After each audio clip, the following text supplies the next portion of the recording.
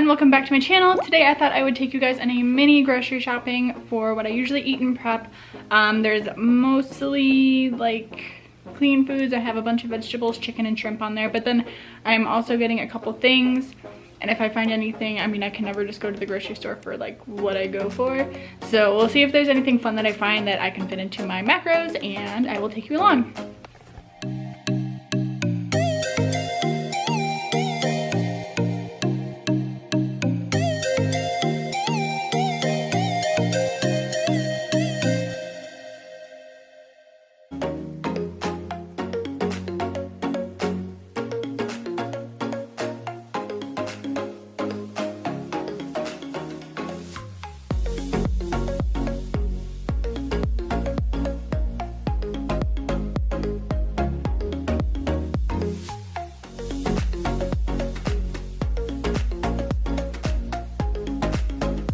Okay, so I'm back from Aldi. I got a few strange looks with the camera sitting in my cart, but that's okay.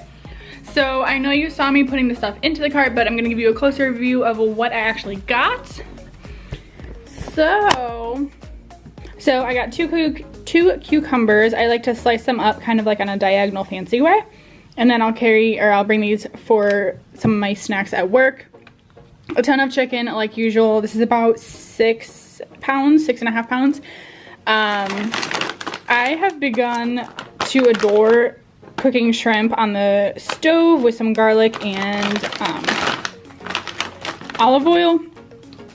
The macros are really good for shrimp. Oh, focus. 0 fat, 0 carbs, and 19 protein for about 113 grams or 15 shrimp. So that's like 4 ounces. Wait, let me see. 3 servings per container. So that you would use these for like 3 lunches through the week, and it's in a super affordable way to add some protein to your lunches. Same with chicken. Another one of my favorite protein sources is eggs. I have at least 2 a day for breakfast, and then sometimes I'll make something with lunch or dinner with that. You saw, if you watched my stories, you saw that I had like a tuna, egg, and cheese melt. So that's something that I would make for like dinner and have a ton of protein packed in there, because that's usually what I have most of at the end of the day and I have to catch up on. Then we have some broccoli, staple.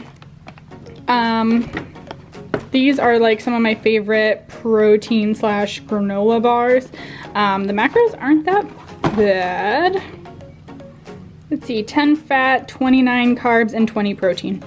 So I am sitting at a little bit higher carbs than I usually have, so I can add more fun things like the granola bars in there. It's also a super quick snack. I bring one to work just in case I don't have enough time to actually like eat a full meal or heat it up or whatever. So if I don't have my protein bar, then I have my protein shake as well. And so those are 2 quick meals that if I don't have enough time to eat like an entire meal, then I'll have one of those. I also saw these when I went in and I was interested in them. So they're like cinnamon raisin breakfast rounds. They kind of look like 1/2 of a bagel, which is totally fine with me. Great toasted. Yes, that's exactly what I was gonna try.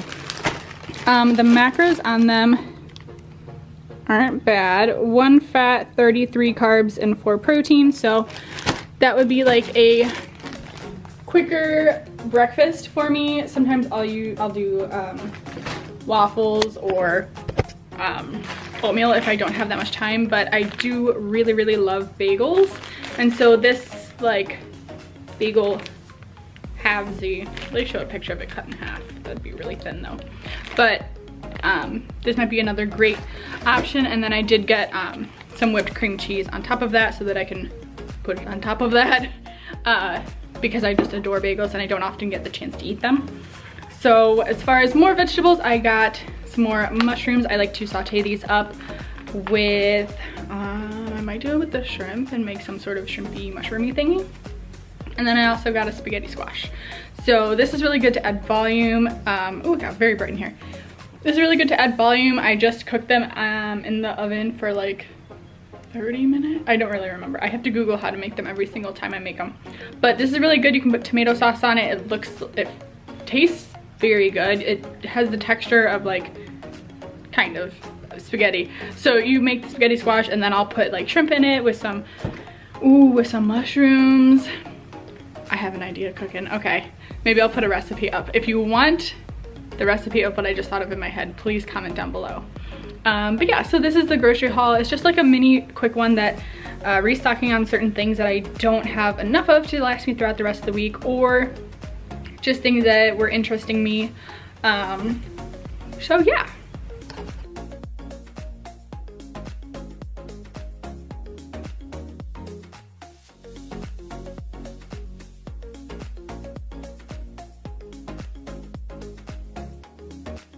Okay, that's gonna be really thin, but we're gonna try it. It smells really good. It's cinnamon raisin. It's not bad. This one's a little toasty, but I would recommend. If you have an Aldi by you, find these little thin things and put some whipped cream cheese on top, and you have a dessert, essentially. Or at least you can convince yourself of that if you're in prep.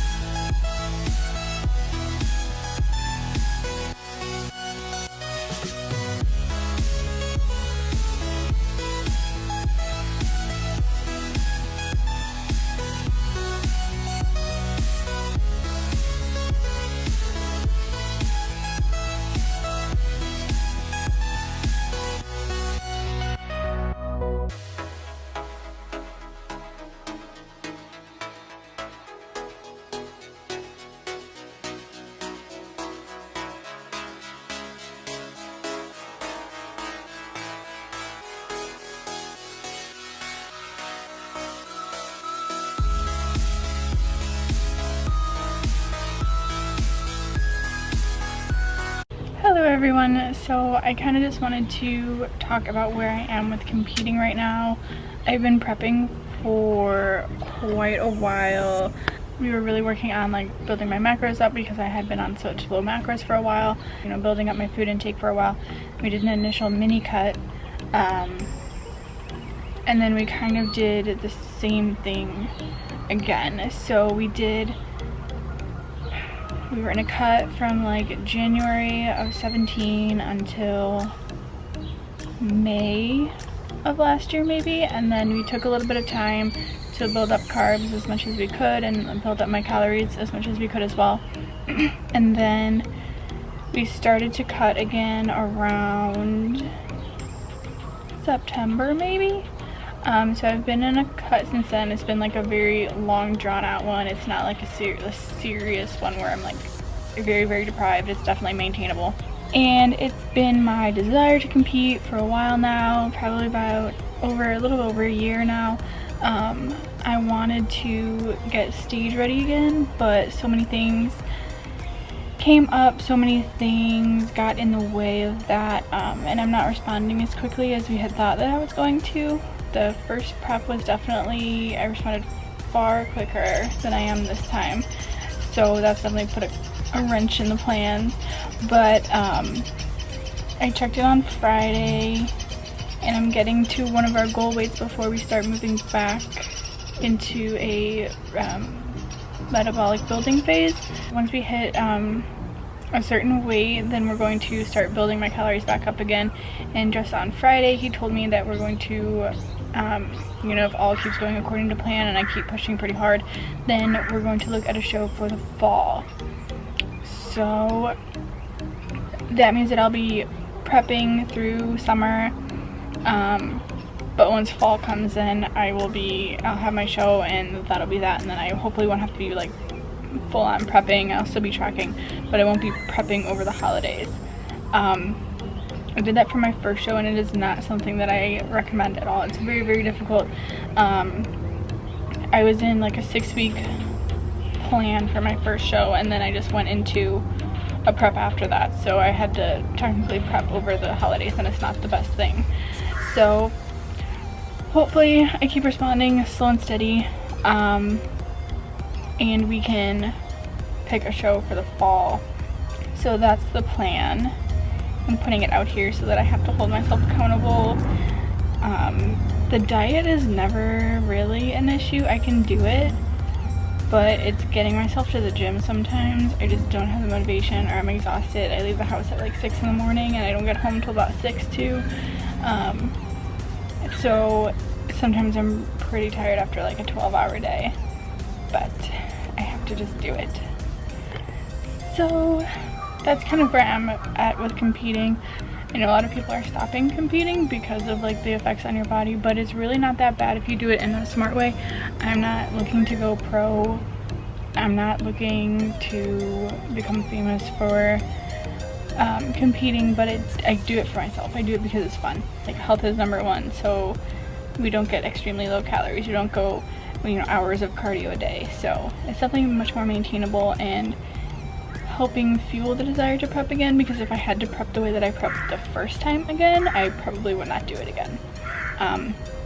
So that's kind of where I'm at. We're looking at a fall show, and that's the plan. I don't know which one yet. I will keep you updated if I know, or when I know, and we can go from there.